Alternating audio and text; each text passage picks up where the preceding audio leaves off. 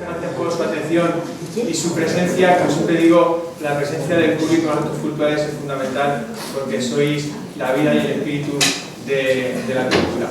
Os agradezco que estéis aquí y, por supuesto, quiero agradecer a Ignacio García Noblejas Santolaya, que ha tenido la deferencia de presentar su libro en esta casa de Malpica.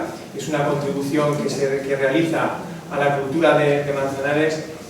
Considero que la cultura y la educación es los pilares fundamentales de nuestra convivencia. Por lo tanto, es un compromiso de todo, de las administraciones públicas, también de las asociaciones culturales y, por supuesto, también de la ciudadanía. Así que le agradezco a Ignacio que haya tenido a bien presentar aquí su libro y nada más. Os dejo con Gloria y con Ignacio. Muchas gracias.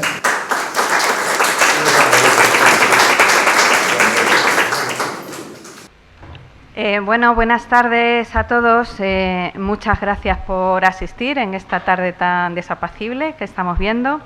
Y yo voy a presentar un poco a Ignacio, pero me parece que es que no necesita mucha presentación, porque creo que todos lo conocemos. Y si no lo conocemos personalmente, hemos leído a lo mejor alguno de sus libros o le leemos mensualmente en su sección de la hemeroteca del diario Lanza en relación a Manzanares. Pero bueno, simplemente decir, bueno, Ignacio García Noblejas Santolaya, madrileño de nacimiento, pero bueno, el García Noblejas, apellido de Manzanares, raíces manzanareñas. Y además esas raíces, sobre todo con su padre, que fue el que a sus hermanos y a él les inculcó pues el cariño hacia Manzanares, es el que haga que, aunque viva en Madrid, que es donde trabaja como notario, siempre ha estado involucrado en la vida cultural de Manzanares, ya sea, como les digo, escribiendo en la revista Siembra o también con la publicación de los libros, por ejemplo, bueno, el libro de poesía La Mancha, Tierras de Mar sin Mar, antología de poetas manchegos, un libro inacabado. En algún momento habrá que retomarlo, que fue hace años, y ampliarlo. Y luego de don Antonio García Noblejas Díaz Pinés y su estirpe, que es un libro en el que él ahonda un poco en su genealogía, en la historia familiar. Un libro que está escrito a medias con su padre, que fue el que empezó a investigar sobre la familia, ¿verdad? Y que él recopiló todos esos escritos y los editó y los publicó y los continuó. También le hemos visto muy implicado en la vida de Manzanares, sobre todo porque siempre se ha prestado para todo tipo de colaboración, por ejemplo, ofreciendo el pregón de las fiestas de San Antón, el pregón de Nuestro Padre Jesús del Perdón, hermandad de la que forma parte, o también más recientemente, en 2019, fue el pregonero de la Semana Santa de Manzanares. Y bueno, en esta noche vuelve aquí a presentar un libro que también vuelve a ahondar en sus raíces, en su familia, en la genealogía, y nos presenta a un antepasado suyo llamado Antonio Quevedo Sánchez. Yo no sé si ustedes le conocían. Yo reconozco que cuando me presentó el proyecto y me mandó el libro, yo descubrí un personaje fantástico. Y me enorgullece como manzanareña pues el pensar que hubo un señor hace 100 años en Cuba, un señor de Manzanares, al que todo el mundo apreciaba y que consiguió que su casa fuera el epicentro cultural e intelectual de Cuba, de la isla de Cuba. Y que además nosotros, bueno, yo trabajo en los museos, sabemos que, porque nos lo dicen los visitantes, que la hospitalidad manchega es muy apreciada, o sea, nos consideran gente muy hospitalaria a los manchegos. Pues se ve que se llevó por lo menos eso de Manzanares allí a Cuba. Y fue tan hospitalario que no quiero desvelar mucho, porque creo que el que tiene que hablar es Ignacio, pero fue hospitalario él y su mujer, María Muñoz Portal, una gallega. Fueron tan hospitalarios que acogieron a Zenobia Camprubí y Juan Ramón Jiménez, Fernando de los Ríos, Rodolfo Halter y uno de los más destacados, Federico García Lorca. aparte de la gran amistad que tenían a nivel sobre todo epistolar con Manuel de Falla, por ejemplo. Y gracias, Ignacio, por lo menos a mí, descubrirme a esta persona tan interesantísima, pero también por descubrirme a su mujer, que para mí es la otra gran protagonista de este libro, María Muñoz de Quevedo, como le llamaban, que fue una de las personas, fue una mujer brillantísima y que se le considera en Cuba casi cubana, aunque bueno, allí vivió 20 y tantos años, quizás no llegó a los 30 años de vida allí en Cuba, pero hizo mucho por la música cubana, especialmente por la música coral. Así que bueno, es una maravilla de mujer, y con su marido, con Antonio Quevedo Sánchez, pues formaron un tándem importantísimo en la vida, la vida intelectual de su ciudad allí en Cuba. No quiero hablar más porque ya creo que he adelantado mucho, pero es que no sabía cómo hablar de un poco del libro sin desvelar. Pero bueno, muchísimas gracias por tu aportación a la historia de Manzanares, con desvelarnos a este personaje, y sobre todo por el trabajo, porque esto es un trabajo arduo e intenso, de mucho tiempo, me imagino. Sin más, voy a dar paso a Ignacio y luego ya al final de todo, si alguien quiere hacerle alguna pregunta o algo, pues aquí estaremos. Gracias, sin más, Ignacio García Nobleja, Santa Laura. Uy, perdón. Gracias.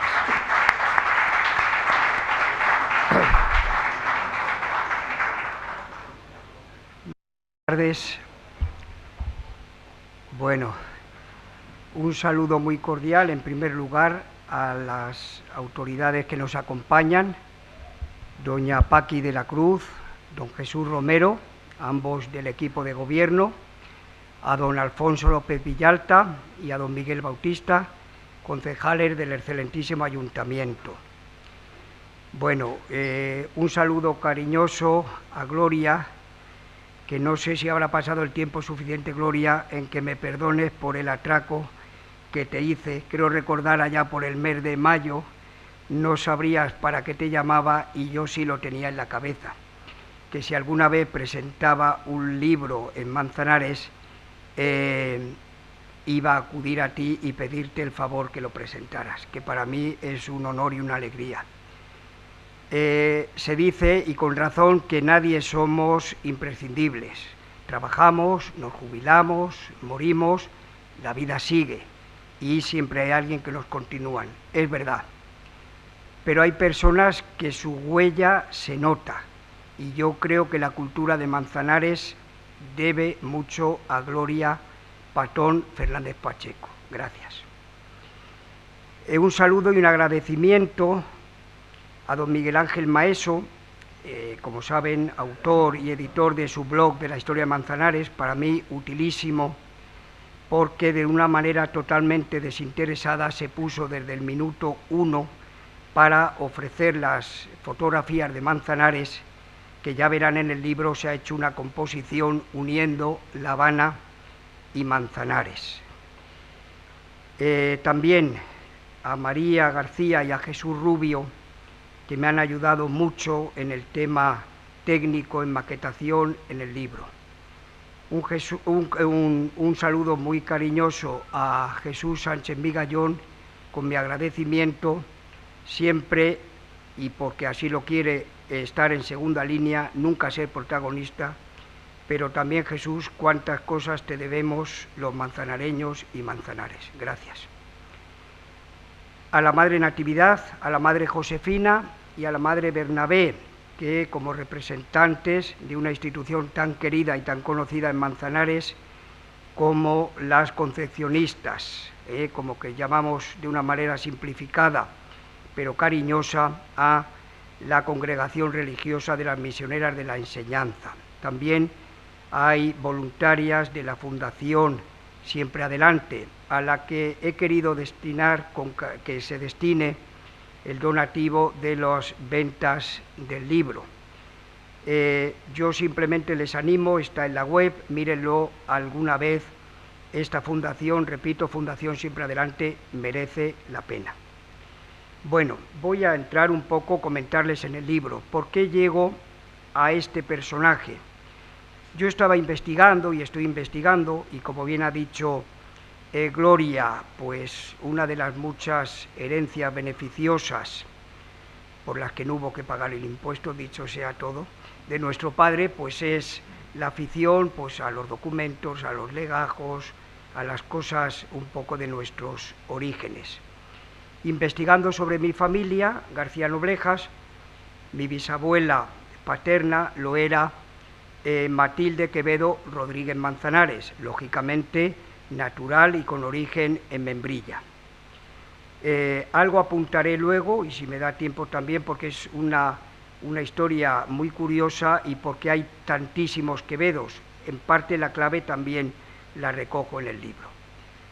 Un sobrino suyo, sobrino carnal, hijo de su hermano pequeño, de Agustín, médico en Manzanares, Agustín Quevedo, lo es el hijo único Antonio Quevedo.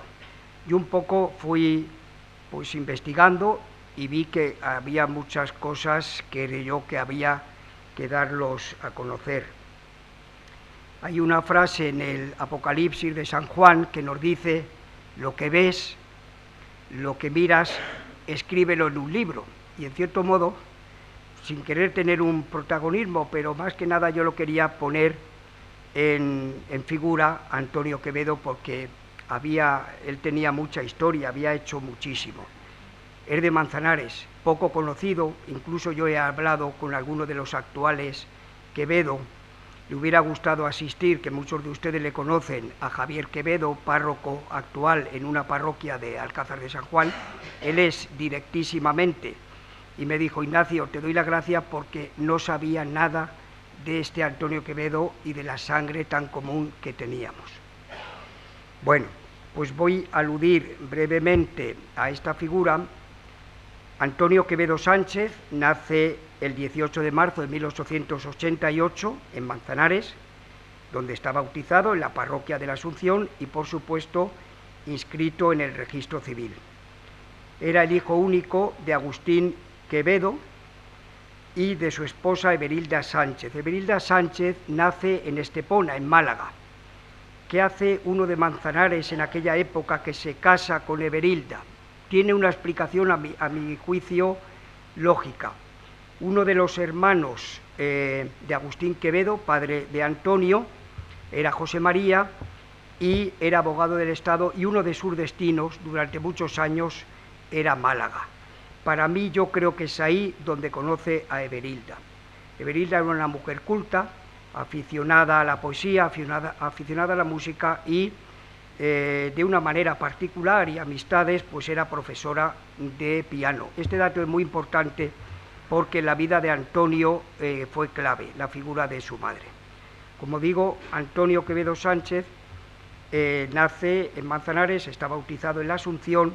Por cierto, como curiosidad, que a mí me gustó la manera, hoy en día ya creo que las cuestiones jurídicas las hemos complicado mucho, ¿no? Y el nacimiento, la inscripción de Antonio, al principio, bueno, pues dice Manzanares, nació hijo de tal, su padre y su madre, pero en el margen izquierdo, de esta manera tan sencillo, pone Antonio de don Agustín Quevedo.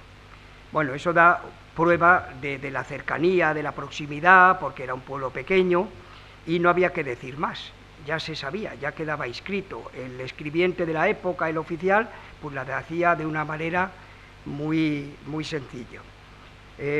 No pensaban, lógicamente, en la inteligencia artificial, tampoco les hacía falta, pero eran muy prácticos y muy concretos. Al ser Antonio hijo único, al tener los padres una posición económica favorable, bueno, pensaron en dar una buena educación a su hijo. En aquella época, lógicamente, eso pasaba por el traslado, no de los padres, pero sí del hijo, a Madrid, como así lo hizo. Antonio se traslada a Madrid, estudia el bachillerato y después la carrera de ingeniero, que alternó también por afición al principio con la música. Las primeras enseñanzas musicales, como digo, las recibe de su madre, de doña Everilda, quien era profesora de piano y la recibió en su propia casa. En Madrid Antonio frecuenta conciertos, círculos musicales, y es allí donde conoce a quien con el tiempo sería su esposa, María Muñoz Portal, coruñesa de nacimiento, aunque por la profesión de su padre, que era militar, residió en varias ciudades españolas. Entre otras, estuvo en Granada, donde Manuel de Falla pronto descubrió las dotes musicales de María. Se casan Antonio Quevedo y María Muñoz. Nos estamos situando ya aproximadamente en 1920. Van de viaje de novios a Cuba.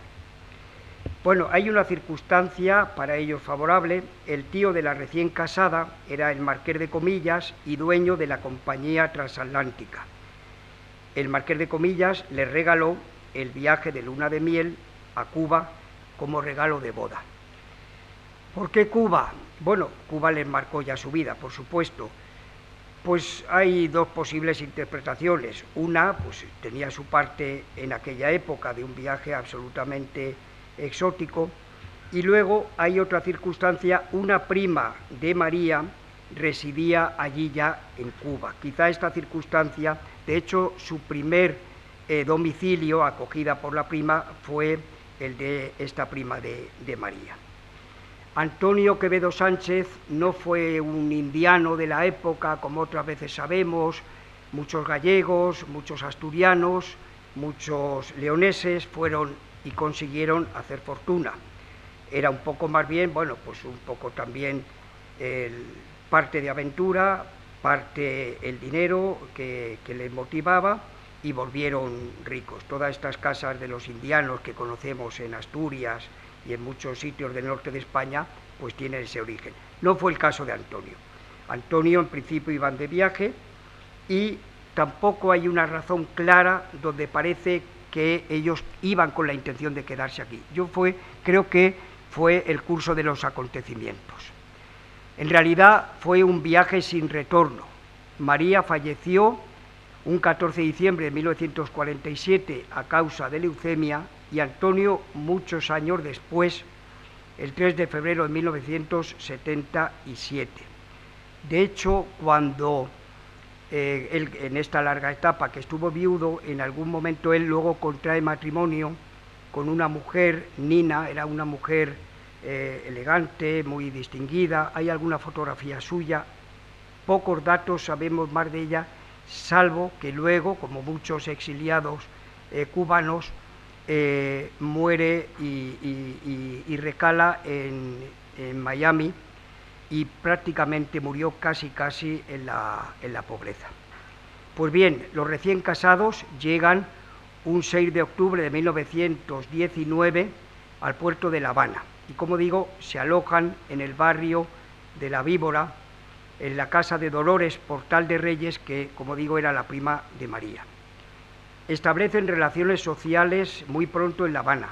Antonio obtiene un buen empleo como ingeniero en una compañía cubana, y María empieza a dar clases particulares de música y piano, y llega a dar su primer concierto en el Teatro Nacional de La Habana un 23 de junio del año 1922. La intelectualidad cubana de la época acogió al nuevo matrimonio, y María y Antonio en el plano artístico dieron lo mejor de sí mismos.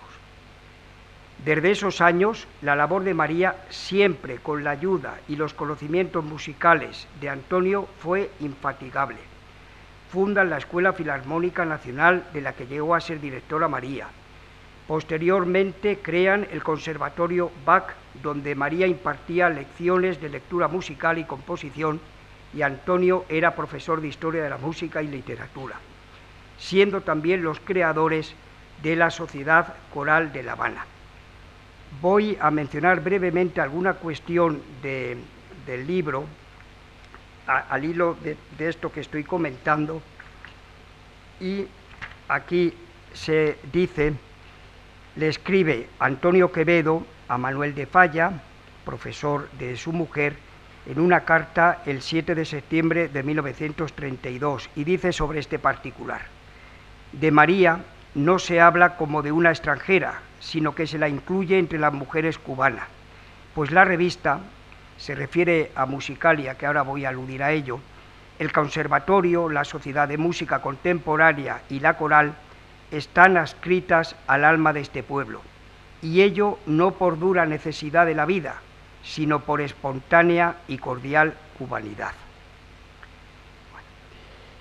Toda esta actividad se recoge y plasma en la revista Musicalia, que crean María y Antonio. Antonio llega a ser director de la misma y lo fue durante muchísimos años. Muchos elogios y parabienes se pueden decir de esta revista Musicalia, y así, por ejemplo, lo recojo también en el libro, el gran difusor de la música cubana, Adolfo Salazar, era un crítico musical español, dice en 1948, fue por algunos años la mejor revista musical de toda América. Su resonancia pasó las fronteras, más allá, mucho más allá de América. Realmente María, también lo ha apuntado Gloria en este punto, es coprotagonista de este libro, no cabe duda, lo es. A ver, permítame, yo en cierto modo pues he barrido para Manzanares y he hecho resaltar, sin desconocer ni mucho menos los méritos de María. Hay una circunstancia que también me motivó para que resonara la figura de Antonio, no solo el paisanaje, sino que en el año 2016 hay una escritora gallega, Irene del Río Iglesias, que en gallego publica un libro titulado María Muñoz de Quevedo y la Escuela Coral Cubana. Ahí se puede ver que la figura de María, pero insisto, siempre apoyada y siempre con la ayuda de su esposo Antonio. Por ejemplo, Delia Echevarría es una cubana y discípula de María Muñoz de Quevedo, dejó escrita esta pequeña frase que voy a comentar. El movimiento coral actual de Cuba representa la continuidad de su espíritu fundador. María Muñoz de Quevedo abrió caminos, forjó ideas, representó el ideario estético de una gran parte de los músicos cubanos, tanto creadores como intérpretes. Donde quiera que un coro cante en Cuba, está y estará presente la inspirada figura de María Muñoz de Quevedo. Bueno, también seguimos con estas relaciones, con la intelectualidad cubana. De hecho, el domicilio en pleno Habana de María y de Antonio fue una embajada cultural, de hecho, que no de derecho, y a todo el que llegaba, por supuesto, le era acogido, quizá con esa hospitalidad manchega que nos apuntaba también antes Gloria. Llegamos así a un punto importante, y es la relación de este matrimonio con Federico García Lorca. En 1929, Federico García Lorca acepta la invitación para viajar a Nueva York. Se plasma este viaje en marzo de 1930. En este punto, y yo me alegro, y gracias una vez más, Gloria, que la presentación haya sido aquí, porque en el libro, claro que sale a relucir Ignacio Sánchez Mejías. Entonces, ¿por qué? Porque ese viaje es un hervidero español en esos meses y en esos días en pleno Nueva York. Aglutina, y es un poco una mezcla que se van apuntando unos y otros. Entonces va Federico García Lorca, está el guitarrista Andrés Segovia, y en principio todos iban a una embajada cultural a Nueva York, y cada uno pues es reclamado en distintos sitios. Algunas veces hacían de una manera conjunta y otras de alguna manera aislada. Y va allí Federico, va también Encarnación López Julve, la argentinita, gran bailaora, de la que en esa época estuvo profundamente enamorada, y de esto sabe mucho más Gloria también, Ignacio Sánchez Mejías. Sánchez Mejías, como saben ustedes, estaba casada con Dolores Lola, de la familia de la saga taurina de los Gallo, era hermana de Joselito, era hermana de Fernando, Gallito Chico, pero bueno, también se fijó en la argentinita. Encarnación acude a esta embajada cultural a Nueva York, donde lógicamente pues estuvo interpretando y baile y dando una serie de conferencias, y allí le siguió Ignacio Sánchez Mejías y por supuesto Federico.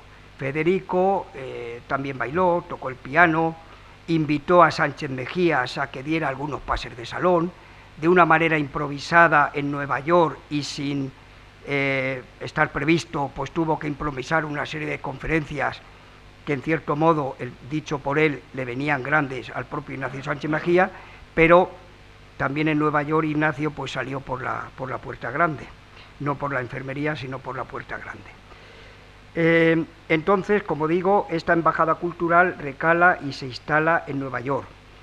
El célebre poema de García Lorca, uno de ellos, Poeta en Nueva York, de hecho se inspira y lo piensa en Nueva York, pero realmente donde lo acaba es en su estancia en Cuba. En esos 3 meses que estuvo, él ya salió de Cuba, de Nueva York, perdón, a Cuba. Era un viaje largo en barco, le dio tiempo a muchas cosas y entre otras cosas a ir pensando ya en el poema que al final lo remata y lo acaba en Cuba. Allí va a Cuba porque acepta la invitación de Fernando Ortiz, un intelectual cubano, también para impartir una serie de conferencias en Cuba, algunas organizadas desde el primer momento y otras pues corre el boca a boca y fue de una manera improvisada. Llegó a La Habana Federico un 7 de marzo de 1930 y en Cuba permanecería por espacio de unos 3 meses. Llega García Lorca a La Habana y lo primero que hace es dirigirse al domicilio de Antonio Quevedo y su esposa María. En el libro encontramos la explicación de por qué acude allí. Dice aquí, hay una carta manuscrita de Manuel de Falla, dirigida a la esposa de Antonio, a María Muñoz, y en ella Falla dice de Lorca: es digno de cuantas atenciones se tengan con él. Quisiera que vieran ustedes en Federico como una prolongación de mi persona. Con razón se ha dicho y escrito que lo primero que hace García Lorca, nada más poner pie en el puerto de La Habana, es llamar y ponerse en contacto con María Muñoz y Antonio Quevedo. Dio conferencias García Lorca en La Habana, conciertos de piano. Sus sentimientos quedaron plasmados en el poema, los sentimientos de García Lorca en esta estancia en Cuba quedan plasmados en el poema Son de negros en Cuba. El título originario era sencillamente Son. García Lorca parece que queda impactado de la belleza del paisaje cubano. Hay mucho escrito, muchísimos libros escritos sobre la estancia de García Lorca. También la Fundación García Lorca tiene abundante documentación en este tema. Y a él realmente le costó dejar Cuba cuando se fue. Hay un motivo que luego le obliga a irse y luego veremos. Y dentro del paisaje cubano, el concreto, el Valle del Yumuri, primero él queda hipnotizado simplemente porque le cuentan cómo era el paisaje, sin ni siquiera llegar a verlo. Y él queda con esa curiosidad. El Valle del Yumuri está cerca de la ciudad de Matanzas y de la capital de aquella comarca, que lo es Santiago de Cuba. Aquí les leo. El día 1 de junio de 1930 parece ser que fue el día del trayecto y que lo hizo en el tren central, que cubría la línea La Habana-Santiago. El viaje relámpago, ida y vuelta, sale de La Habana hasta Santiago. Hacer solo una noche y regreso de tan largo viaje no fue ello obstáculo para que el poeta quedara conmovido e impresionado por el paisaje que tenía ante sus ojos. Hasta tal punto, aquí viene una anécdota muy bonita. García Lorca era profundamente granadino, profundamente andaluz y profundamente español. Él queda tan conmovido, viaja en tren, la gente iba un poco medio somnolienta por ese traqueteo del tren y el viaje largo, y él estaba mirando a la ventanilla, baja la ventanilla y está contemplando el viaje. García Lorca tenía un punto dandy en su vestimenta, un poquito snob, le gustaba vestir bien, y como era costumbre en la época, pues llegó al tren con su sombrero y lo llevó puesto. Pero viendo tanta belleza no hizo otra cosa nada más que el gesto taurino de homenaje a ese paisaje, tirar el sombrero, que allí se quedó, lógicamente. Me gustó ese detalle taurino. El 12 de junio de 1930 se embarca en un vapor que se dirige a Cádiz haciendo escala en Nueva York. Estamos hablando ya del viaje de regreso. Con muchísimo pesar deja Cuba. ¿Cuál es el motivo? Porque en Cuba él se sentía en casa. Se sentía en casa hasta el punto que doña Vicenta Lorca Romero, la madre de García Lorca, le escribe a María Muñoz y a Antonio Quevedo un 2 de septiembre de 1930. Ya era cuando había hecho el viaje de regreso su hijo. Y dice: mi hijo habla con un entusiasmo tan grande de Cuba que yo creo que le gusta ya más que su tierra. En esa misma carta, doña Vicenta agradecía el trato, atenciones y hospitalidad que el matrimonio Quevedo-Muñoz habían dispensado a su hijo Federico durante su estancia en Cuba. Yo he estado leyendo, investigando un poco esta estancia y mayoritariamente, por supuesto que se alude. Hay algún punto, y puede ser ese exceso de hospitalidad que a veces nos puede ocurrir a todos, quizá un poco eso le atosigó al propio Federico. Federico era un ser libre, quería ver muchas cosas por su cuenta, entraba y salía. Antonio, con un buen criterio de hospitalidad, en algún momento quizá Federico se siente un poquito atosigado en ese tema. Es más, Antonio Quevedo, ya lo verán en el libro, hasta duda que García Lorca fuera a Santiago de Cuba, ese viaje que les decía antes, donde tiró el sombrero en homenaje al paisaje, porque era un viaje largo, era un viaje pesado, pero quizá se comprende que Federico lo quiso hacer por su cuenta y no estar tan tutelado. Alguno de los que ha escrito, de los muchísimos biógrafos de García Lorca, es el hispanista irlandés Jan Gibson, y algún punto sobre este tema también lo comenta. Bueno, además de García Lorca, estos embajadores culturales, María y Antonio, por supuesto, acogieron y no acogieron. El no acogieron parece que suena mal, pero ahora lo volveré a explicar. Por supuesto que la ilusión máxima de María era acoger a Manuel de Falla. Ella toda su vida se carteaban constantemente. La Fundación Manuel de Falla, que tiene una documentación extensísima, recoge mucho de este aspecto. Entonces, ella estaba deseando, lógicamente, y Antonio también, se escriben constantemente, y siempre está en la cabeza de Manuel acudir. Bien es verdad que Manuel de Falla tenía una salud quebradiza, vivía con su hermana, algunas de las cartas precisamente las contestaba la hermana por la salud de Manuel cuando se pasaba cierto tiempo, y para que no le echaran en falta, le decía: mi hermano Manuel les manda saludos, etcétera, etcétera, etcétera. Por eso hay un aspecto del libro donde digo el no viaje de Manuel de Falla. Ocurre esa circunstancia y estuvo a punto de llegar a Cuba, y por esa débil salud y por su fallecimiento, que ahora voy a aludir, pues el pobre Manuel de Falla se queda sin viajar, y la pobre María Muñoz de Quevedo se quedó sin recibir a su querido profesor. Bueno, aquí sobre este tema lo dejo aquí escrito. Manuel de Falla se desplazó por motivos profesionales a Argentina en octubre de 1939, iniciándose así la prolongada etapa o estancia argentina del célebre músico, y en el Teatro Colón de la capital bonaerense dirigió una serie de 4 conciertos. Bueno, lógicamente, si se fijan en la fecha, es octubre de 1939, la Guerra Civil Española estaba recién acabada, el 1 de abril de 1939, estaba ya casi en los comienzos de la Segunda Guerra Mundial. Manuel de Falla, entre unas razones, el final de la Guerra Civil, el comienzo, no tenía demasiado interés en viajar y moverse. la situación política de Argentina y de todo el mundo en aquellos años posteriores a su llegada, comienzo, como digo, en la Segunda Guerra Mundial, motivaron que año tras año se retrasase su vuelta a España. En especial, los distintos grupos y asociaciones relacionados de una u otra manera en Cuba con la música soñaban que, estando Falla tan cerca, alargase su visita acudiendo a la isla caribeña.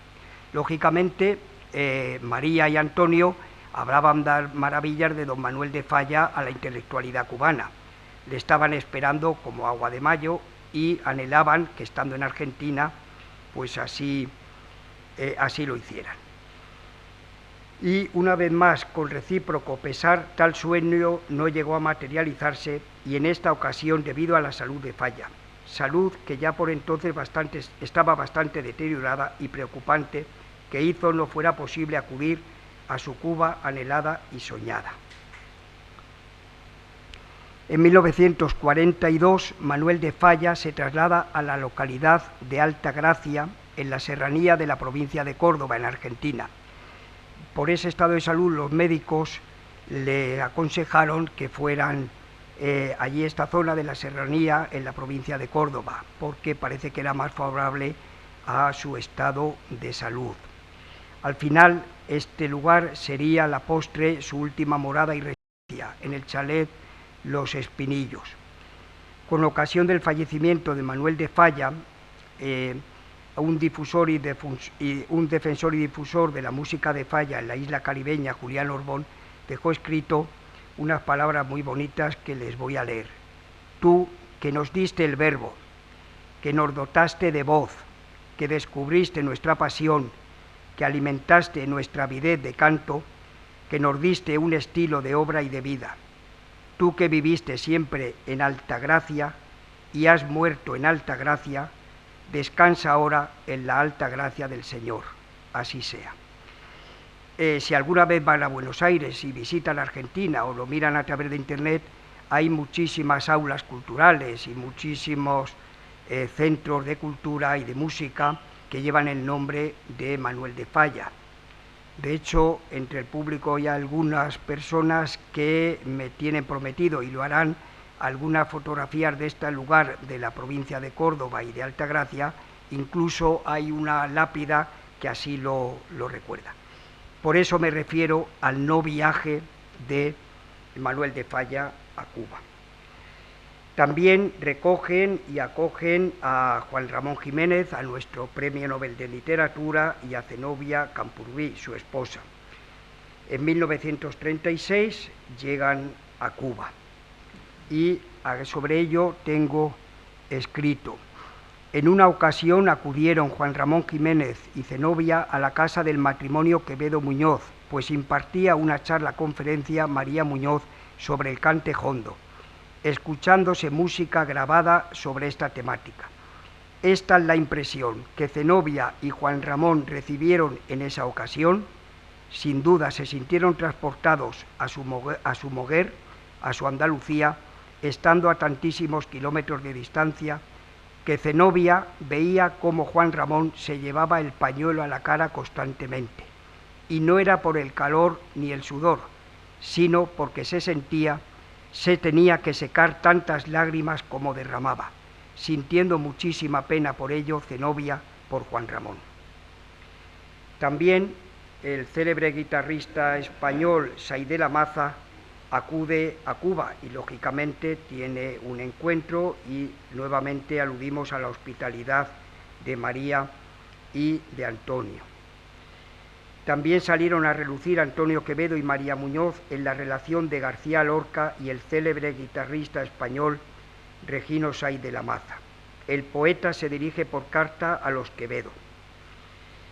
Yo pregunto aquí si sería con ocasión de la primera gira de conciertos llevada a cabo en 1921 por Sáiz de la Maza en la América hispana. Y les dice: ahí va mi íntimo amigo, el gran guitarrista Regino Sáiz de la Maza. Cuando lo oigáis podréis notar la única calidad de su arte.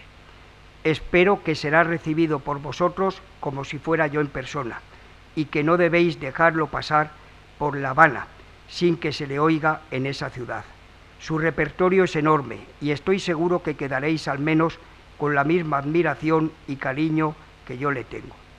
Bueno, verán ustedes que en aquella época, sin WhatsApp, sin mail y sin teléfono, funcionaba, y Manuel de Falla envía una carta cuando va García Lorca, y luego García Lorca, con la amistad que ya había adquirido con los Quevedo Muñoz, envía otra carta para que acojan a Regino Sáiz de la Maza, como así lo hicieron. Bueno, con esto también, a ver, Antonio Quevedo, yo quiero hacer algún apunte porque me ha parecido muy interesante. De hecho, es la primera parte del libro, es un estudio genealógico profundo y denso, no fácil de leer, de la familia Quevedo.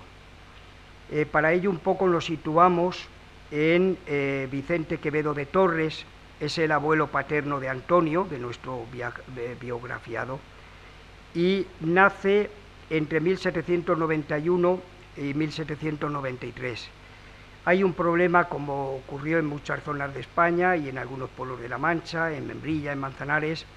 En la guerra civil se quemaron muchos archivos y hay muchas fechas que ya es imposible y hay que ir cuadrando varios datos y varios documentos hasta dar con la tecla. Por eso digo una fecha aproximada, pero sí está situada entre 1791 y 1793.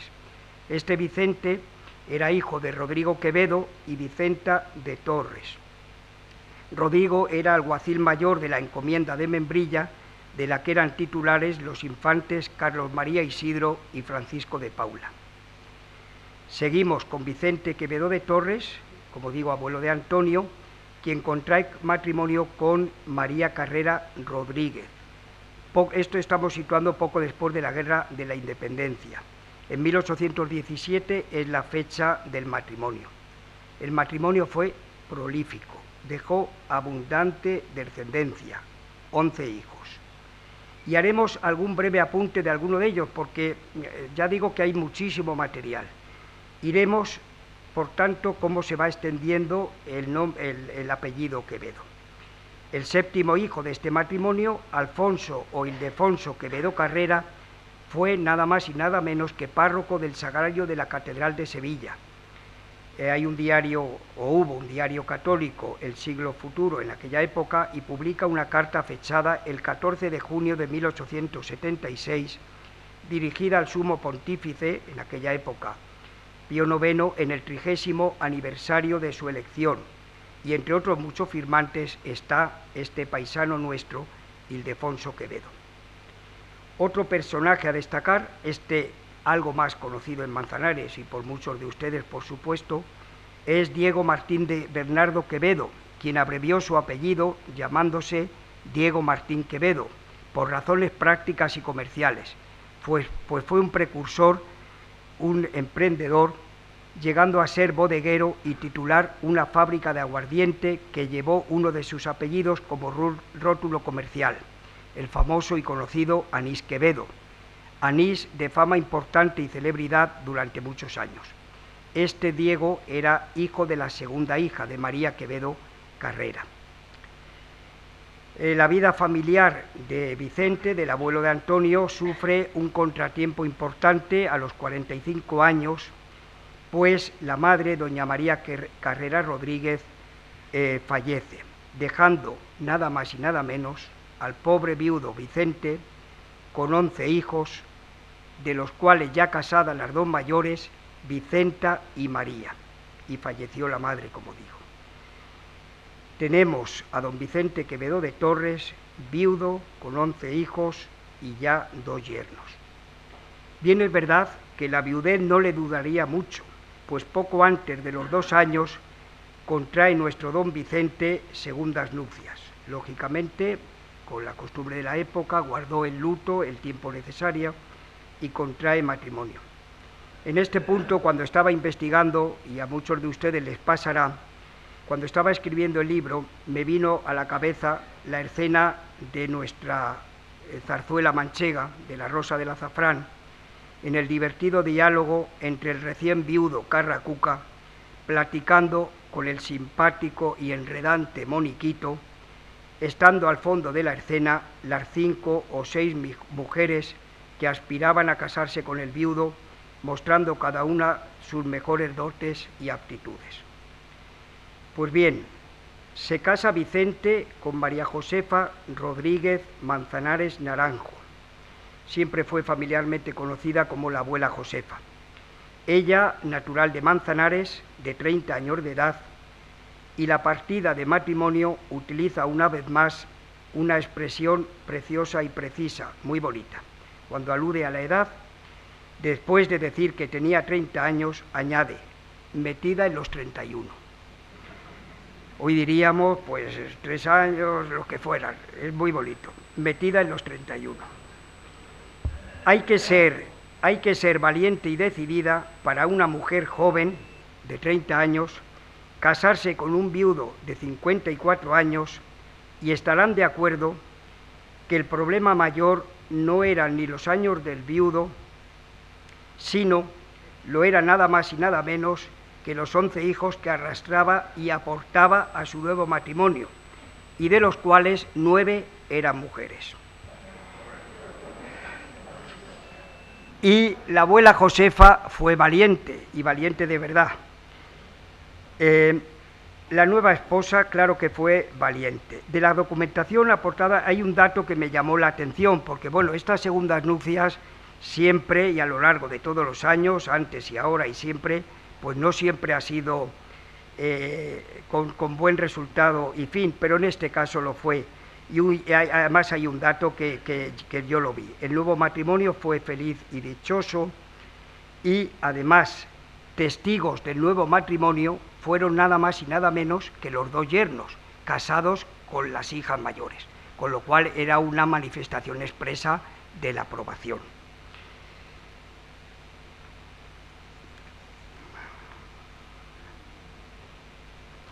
Y vamos a ver algún apunte de estos. Lógicamente, en este nuevo matrimonio, además de los 11 iniciales que decía, es que hay 5 hijos más, con lo cual don Vicente, ya les dije que era prolífico y llegó a tener los 16 hijos. La familia Quevedo se sigue y se sigue extendiendo. El primer hijo de este segundo matrimonio lo fue Juan José Quevedo Rodríguez Manzanares. Juan José es el que inicia la rama tomellosera de los Quevedo, que los hay. Juan José se casa con Margarita Espinosa, y algunos de sus hijos dejaron huella en las relaciones sociales, empresariales y en la vida pública en Tomelloso.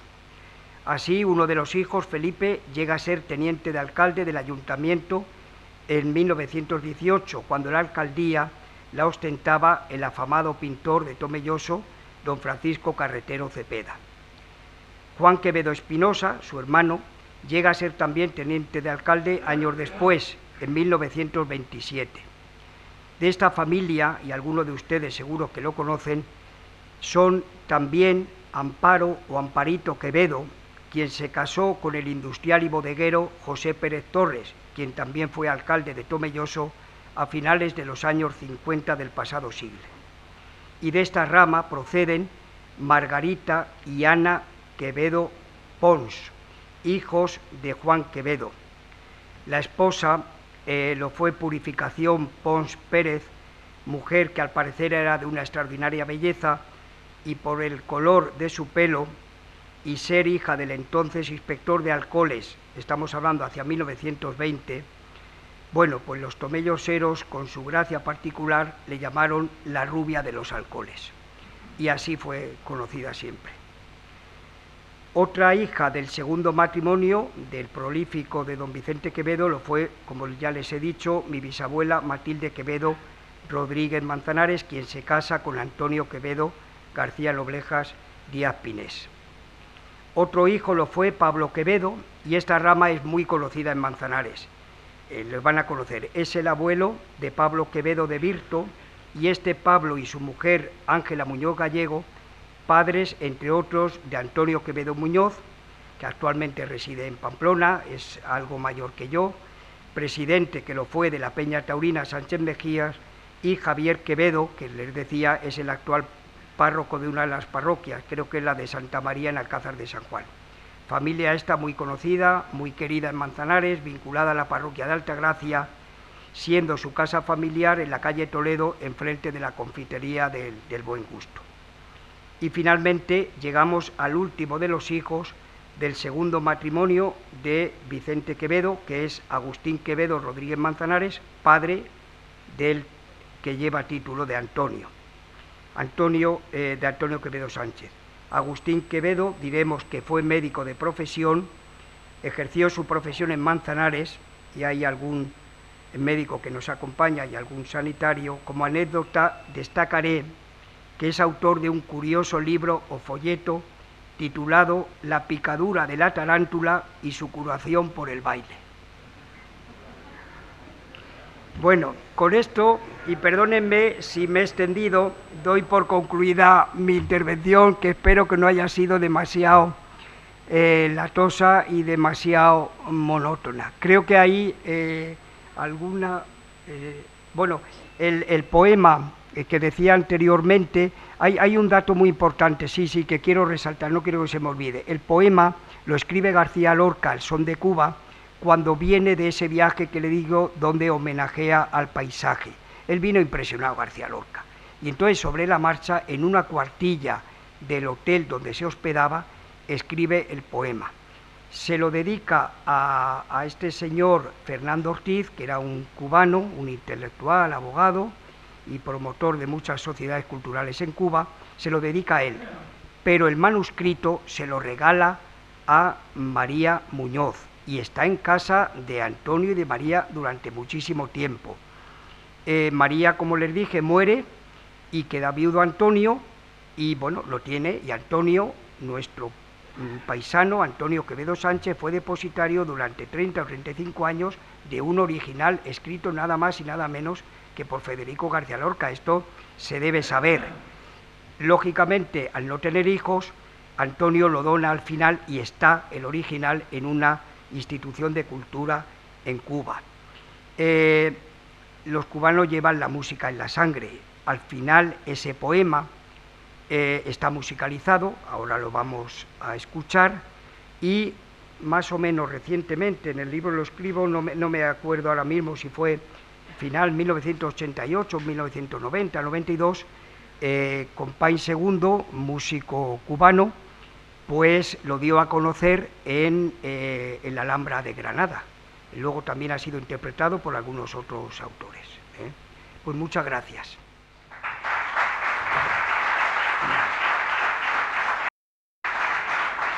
Ay,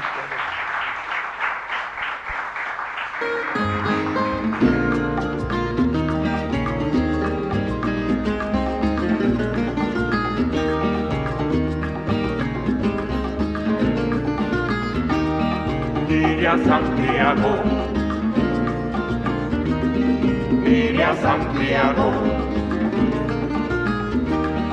mire a Santiago,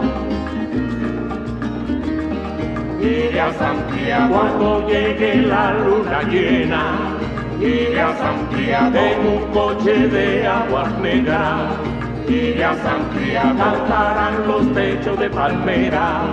Mire a Santiago, cuando la palma quiera ser cigüeña. Mire a Santiago, cuando quiera ser de dulce plátano. Mire a Santiago, con la rubia cabeza de Fonseca. Mire a Santiago, de rosal de Romeo y Julieta.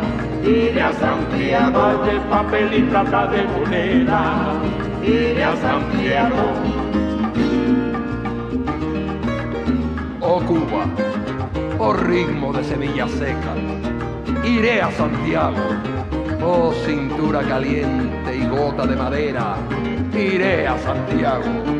Arpa de troncos vivos, caimán, flor de tabaco, iré a Santiago.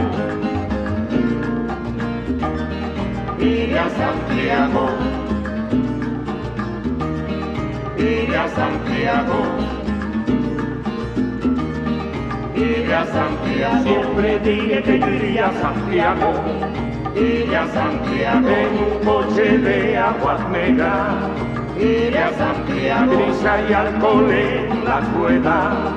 iré a Santiago, mi coral en las tinieblas, iré a Santiago, el mar ahogado en la arena, iré a Santiago, calor blanco, fruta muerta, iré a Santiago, vino mejor de Cañavera, iré a Santiago.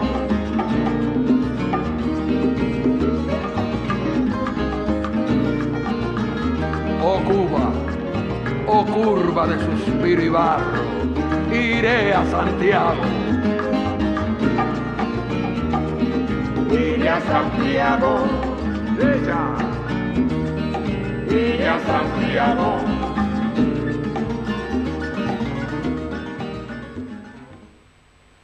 Perdón, estamos en Manzanares y hay un dato que tengo que decir, lógicamente.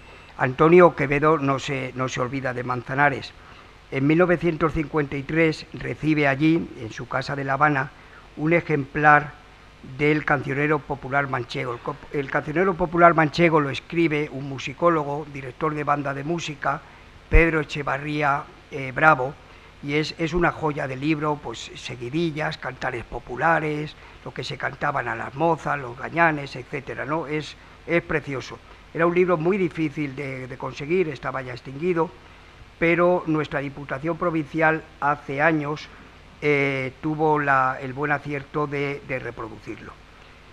Lo recibe Antonio, está entusiasmado y él dice y escribe estas líneas. Él llega a emocionarse cuando ve Manzanares, que ahora lo van a escuchar ustedes. La lectura metódica de este libro ha sido una fuente inagotable de recuerdos. Canciones que no habíamos vuelto a oír desde la temprana infancia se nos presentan ahora en toda su pureza. Los viejos bailes que veíamos durante la vendimia, mientras los lagares rezumaban el mosto sabroso, reviven en la estampa fotográfica con la misma fuerza que tuvieron entonces, vistos con ojos atónitos de niño en los corrales campesinos durante los meses de vacaciones escolares. Abro el libro al azar y me encuentro con la fotografía de un grupo de muchachas de Manzanares. Pero Dios mío, si es el pueblo donde yo nací, bailando las manchegas, qué caras y qué expresiones. Tal vez sean alguna de ellas sobrinas nietas, puede incluso que algunas lleven mis apellidos. Con esto ya acabo. Gracias.